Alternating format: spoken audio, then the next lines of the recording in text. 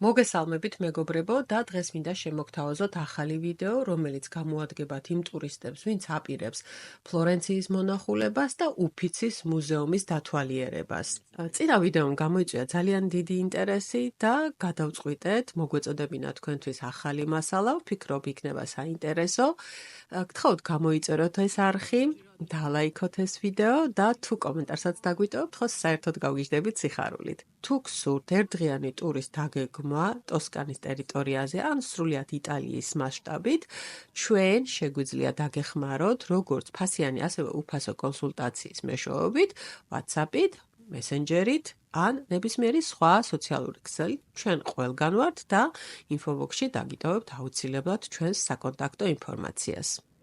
როგორც ვიცით, მედიჩების ოჯახი დაახლოებით 300 წელი მართავდა ფლორენციას და სწორედ მათი დაკვეთით აშენდა პირველი უფიცის შენობა. იტალიურიდან ითარგმნება როგორც ოფისები და ის იყო განკუთვნილი თავდაპირველად ადმინისტრაციული და სასამართლო ინსტიტუტების განსათავსებლად. მოგვიანებით შენობა გადაკეთდა მუზეუმად, სადაც განთავსებული იყო იტალიური ხელოვნების ყველაზე ცნობილი ნამუშევრები. და აი ჩვენ უკვე აღმოვჩნდით უფიცის მუზეუმის დერეფანში, რომელიც არის არაჩვეულებრივი სილამაზის. ხედავთ ჭერი როგორი მოხატულია ორნამენტებით და დერეფნის მთელ სიგრძეზე დგას ძველრომაული ქანდაკებები, რომლებიც ძალიან პოპულარული იყო შუა საუკუნეების ფლორენციაში. გეტყვით, რომ უფიცის მუზეუმი დაყოფილია სექციებად და პირველი დარბაზი, რომელიც შეხვდებათ, არის ჩიმაბუეს და მისი მოსწავლის ჯოტოს დარბაზი. ეხლა კადრში ხედავთ ჯოტოს მადონას, რომელიც ითვლება იტალიური აღორძინების, ეგრეთ წოდებული რენესანსის დასაწყისად. კომპოზიცია ჯერ კიდევ ძველი სტილის, იკონური სტილის ნაწარმოებია, თუმცა უკვე შეინიშნება მნიშვნელოვანი ცვლილებები. ჯოტოს მასწავლებლის ჩიმაბუეს მადონაზე ფიგურები არის სტატიკური და არ გადმოსცემენ ემოციას, რაც დამახასიათებელია ბიზანტიური სტილისთვის. ჯოტოსა და ჩიმაბუესთან ერთად ამავე დარბაზში ნახავთ სიმონე მარტინის ხარებას, რომელიც არის ერთ-ერთი თვალის მომჭრელი და საკულტო ნამუშევარი გოტიკური პერიოდის იტალიურ მხატვრობაში. მთავარანგელოზი გაბრიელი, რომელიც ახარებს მარიამს, რომ ის უნდა გახდეს უფლის დედა, ხელში უჭირავს ზეთისხილის რტო და თითქოს ჯერ კიდევ მოძრაობაშია მისი ფრთები. ნაწარმოებზე ამოტვიფრულია სიტყვები „გიხაროდეს მადლით სავსევ, უფალი შენთანაა“. ეს ნაწარმოები მიჩნეულია ხარების ყველაზე ლამაზ და ლირიკულ ინტერპრეტაციად. შემდეგი საინტერესო ნაწარმოები, რომელზეც მინდა გაამახვილოთ ყურადღება, არის პაოლო უჩელოს სან რომანოს ბრძოლა. თითქოს არაფერი განსაკუთრებული, ბრძოლა არის ფლორენციელებისა და სიენელებს შორის. მთავარი ამ ნაწარმოებში არის ის, რომ მხატვარმა პირველად გამოიყენა პერსპექტივა, რაც ნიშნავს, რომ მან შექმნა მესამე განზომილების ილუზია. ფილიპო ლიპის მადონა ბავშვით და ანგელოზებით. ეს არის ულამაზესი ნამუშევარი, ულამაზესი ნახატი, სადაც მადონა არამხოლოდ წმინდანია, ანუ მარიამი არამხოლოდ წმინდანია, არამედ ის არის აგრეთვე დედა.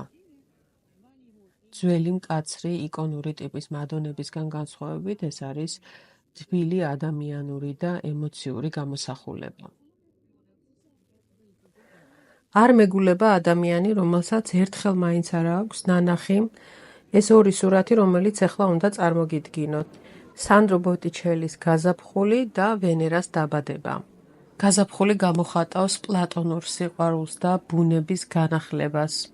გავრცელებულია თეორია, რომ ფლორას სახით და აგრეთვე მეორე ნახატზე ვენერას სახით ბოტიჩელიმ გამოხატა სიმონეტა ვესპუჩი. სიმონეტა ვესპუჩი იყო ძალიან ლამაზი გოგო, რომელიც მართალია ადრე გარდაიცვალა, მაგრამ ძალიან უყვარდათ ფლორენციაში. ის გახლდათ ცნობილი მოგზაურის ამერიკო ვესპუჩის ძმის მეუღლე. გადმოცემით ვიცით, რომ ის უყვარდა როგორც ჯულიანო დი მედიჩის, ასევე თავად სანდრო ბოტიჩელის.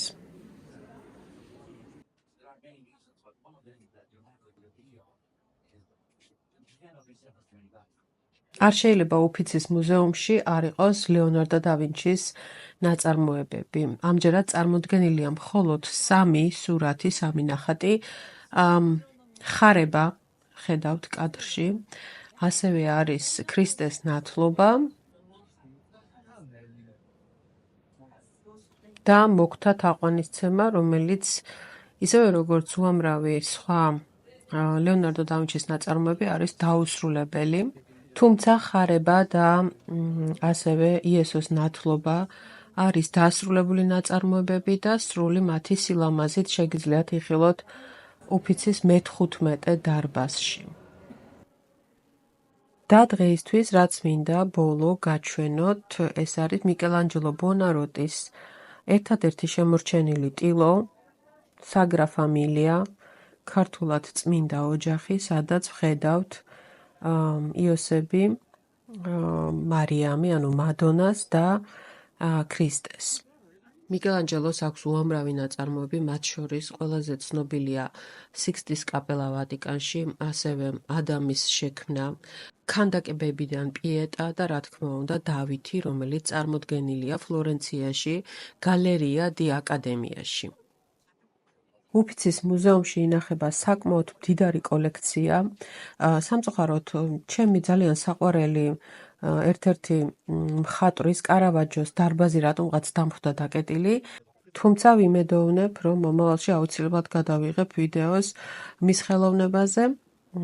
მე კი გისურვებთ, რომ მალე ჩამოხვიდეთ და თავად იხილოთ ეს სილამაზე. დღევანდელ მიმოხილვას დავასრულებ აქ, ხოლო ჩვენ ვაგრძელებთ ჩვენს ვიზიტს უფიცის მუზეუმში და შევდივართ ჯორჯო ვაზარის ცნობილი კორიდორის დასათვალიერებლად, რომელიც ძალიან დიდი ხანი იყო დაკეტილი ტურისტებისთვის და საბედნიეროდ გაიხსნა. მიხარია, ვარ ამით ბედნიერი და მომდევნო ვიდეო სავარაუდოდ იქნება ზუსტად ჯორჯო ვაზარის კორიდორის შესახებ. თქვენ კი მოგვიწონეთ ეს ვიდეო, გამოიწერეთ ჩვენი არხი იმისთვის, რომ მომავალში კიდევ მეტი საინტერესო ვიდეო ნახოთ სწორედ აქ.